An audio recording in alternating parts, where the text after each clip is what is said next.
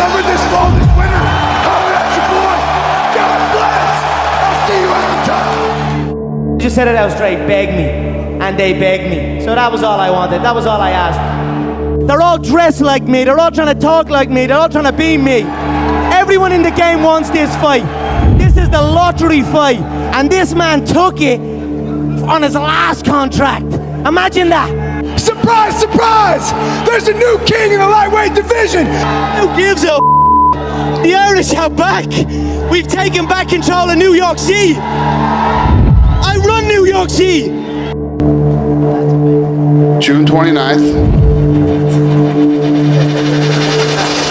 Conor versus Chandler.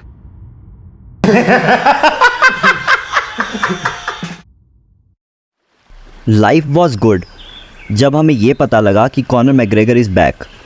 3 साल का इंतज़ार जो ख़त्म होने वाला था, बट ये खुशी ज़्यादा देर तक रुकी नहीं।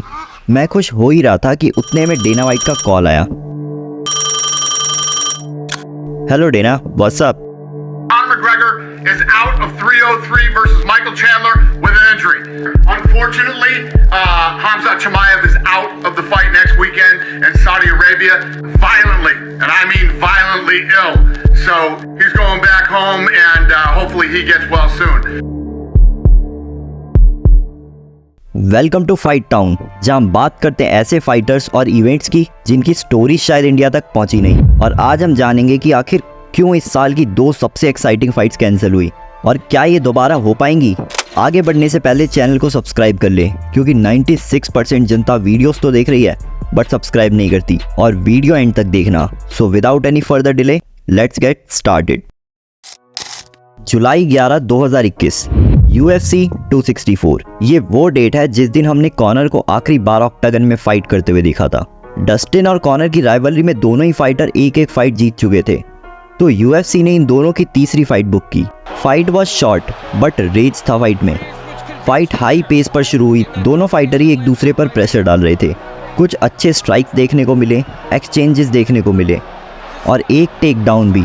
राउंड 1 के बिल्कुल आखिरी के कुछ समय में कॉनर की शिन बोन क्रैक हुई। जब उन्होंने अपना स्टेप पीछे लिया तो इट स्नैप्ड और पोरियर ने इसका अच्छा फायदा उठाया। राउंड तो एंड हुआ लेकिन कभी स्टार्ट नहीं हुआ दोबारा। डॉक्टर स्टॉपेज के चलते इस फाइट को रोक दिया गया और पोरियर को टेक्निकल नॉकआउट से विनर डिक्लेयर किया गया। ये इंजरी ब्रूटल थी और इससे कमबैक करना काफ़ी मुश्किल होने वाला था। और अगर हम टाइमलाइन में थोड़ा सा पीछे चले, UFC 257, एक young and hungry fighter Michael Chandler ने अपना डेब्यू किया against the hangman Dan Hooker. Dan Hooker का नाम उस टाइम काफ़ी अच्छा चल रहा था। चैंडलर खुद को बेलाटोर में प्रूव तो कर चुके थे, बट UFC में करना भी बाकी था, बट इसमें ज़्यादा समय नहीं लगाया उन्होंने। चैंडलर ने राउंड 1 के 2.5 मिनट रहते डैन हुकर को नॉकआउट कर दिया और as per the Dana White privilege Chandler को टाइटल फाइट दी गई, लेकिन वो अपनी टाइटल फाइट चार्ल्स ओलिवेरा के अगेंस्ट हार गए। चैंडलर ने अपनी नेक्स्ट फाइट में गेची के साथ एक डॉग फाइट करी। वो एक एपिक फाइट थी जिसको फाइट ऑफ द नाइट भी मिला, लेकिन वो फाइट भी डिसीजन से हार गए और टोनी फर्ग्यूसन के अगेंस्ट एक ब्रूटल नॉकआउट देने के बाद उन्होंने मैकग्रेगर को कॉल आउट किया। और उस समय से कॉनर वर्सेस चैंडलर की फाइट की बातें चलने लगी। उस कॉल आउट के बाद माइकल चैंडलर ने सिर्फ एक फाइट की अगेंस्ट डस्टिन पोरियर, जो कि एक डॉग फाइट थी, बट उसके बाद से वो बस इंतज़ार ही कर रहे हैं। चैंडलर की आखिरी फाइट 18 महीने पहले हुई थी। क्या इतना इंतज़ार करना वर्थ इट होगा? पता नहीं, शायद हो भी सकता है। पर यह बात तो सच है कि चैंडलर ने इन सालों में अपना पोटेंशियल वेस्ट तो ज़रूर किया है। वो अगर फाइट्स करते तो शायद टाइटल फाइट तक भी पहुंच ही जाते, लेकिन कॉनर से फाइट करना एक लाइफ टाइम अपॉर्चुनिटी है। कॉनर वर्सेस चैंडलर को 29 जून UFC 303 के मेन इवेंट के लिए बुक किया गया था। सब सही चल रहा था, but fight cancel due to a unknown reason. लेकिन ये फाइट साल की सबसे बड़ी फाइट हो सकती थी एज पर दी MMA जर्नलिस्ट एरियल हेवानी। हो सकता है कि कॉनर का रिटर्न अगले 2 महीने में हो, क्योंकि उनकी इंजरी इतनी बड़ी नहीं है। जो भी हो, बुरा तो लग रहा है, बट अपने से ज़्यादा माइकल चैंडलर के लिए। 22 जून 2024, ये वो डेट है जिस दिन डेना वाइट ने अनाउंस किया था कि सऊदी अरब किंगडम का पहला UFC इवेंट होस्ट होने जा रहा है और जिसके मेन इवेंट में फाइट करेंगे हमजात चिमाएव लेकिन ये फाइट भी होने से कुछ दिन पहले ही कैंसिल हो गई। जरा इसके बारे में बात करते हैं। हमजात का डेब्यू हुआ 15 जुलाई 2020 में UFC fight night against John Philip, जो बहुत ही डोमिनेंट तरीके से अपनी डेब्यू फाइट जीते, और सिर्फ उसके 10 दिन बाद ही उनकी वापसी हुई जुलाई 25, 2020। सिर्फ 10 दिन में वो वापस आए और इवन बेहतर तरीके से वापस आए और अपनी सेकंड फाइट भी जीते। हमजात चिमाएव जैसे जैसे UFC में फाइट करते गए उनकी डोमिनेंट परफॉर्मेंस हमें देखने को मिली।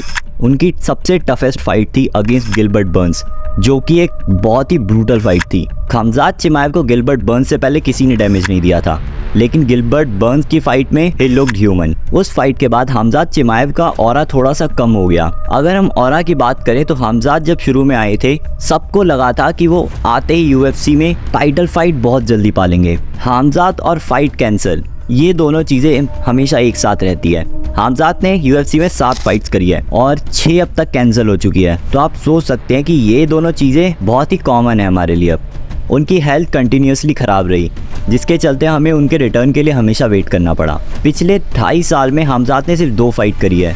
हमजात इस टाइम मिडल वेट में फाइट कर रहे हैं और अभी तक हमने उनकी एक रियल मिडल वेट फाइट नहीं देखी। और रियल का मतलब कि दोनों फाइटर सेम फाइट कैंप करके आए हों, सेम वेट पर हो। उस्मान के साथ उनकी फाइट हुई, लेकिन उस्मान शॉर्ट नोटिस पर आए थे और ये पहला टाइम था जब रॉबर्ट विटेकर, एक लेजिट मिडल वेट है, उनसे फाइट होती तो हम शायद थोड़ा पता लगा सकते थे कि हमजात मिडल वेट में उतने ही अच्छे हैं जितने वो वेल्टर वेट में दिखे या नहीं। लेकिन अफसोस हम ये अभी नहीं पता लगा सकते, क्योंकि ये फाइट कैंसिल हो चुकी है और शायद आने वाले अबू धाबी कार्ड में उनकी वापसी हो। जो कुछ भी होता है, लेकिन हमजात चिमाएव के रिटर्न का हमें इंतजार रहेगा।